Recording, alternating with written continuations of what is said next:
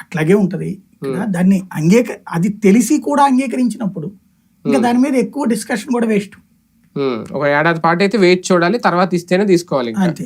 అది కూడా అందరికి ఇస్తారా, ఎంతమంది పిల్లలు ఉంటే అంతమందికి, లేదా ప్రభుత్వ పాఠశాలలో వాళ్ళకి ఇస్తారా, ఇది చూడాలి. వాలంటీర్లు సచివాలయాల విషయంలో కూడా ఏమన్నా క్లారిటీ ఇచ్చే ఆలోచనలో ఉన్నారా, లేదంటే ఇంకా అది అలాగే నడుస్తుంది? ఇంకా లేనట్టు. ఇప్పుడు ఈ నెల కూడా అయిపోయింది కదా, 3 నెలలు అయిపోయింది, ఇంకేముందని.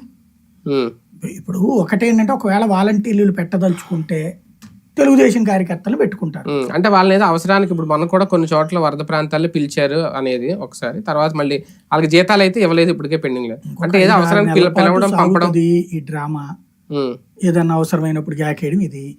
ఇక ఆ తర్వాత వదిలేస్తారు, వాళ్ళు కూడా రారు. ఇప్పుడు కూడా 100 మందిని పిలిస్తే 40 మంది ఏమో వచ్చారట, అట్లాగే ఉంటుంది.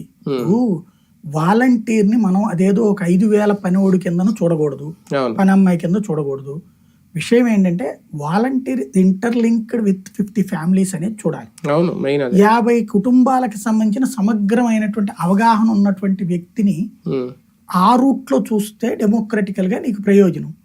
నువ్వు వాళ్ళని వైసీపీ కళ్ళతో చూస్తున్నావు, వాళ్ళకి సంబంధించినటువంటి ఒక బతకలేనోడు కింద చూస్తున్నావు. అది ఎప్పుడైతే నీ ఆలోచన ధోరణిలోనే తప్పు ఉందో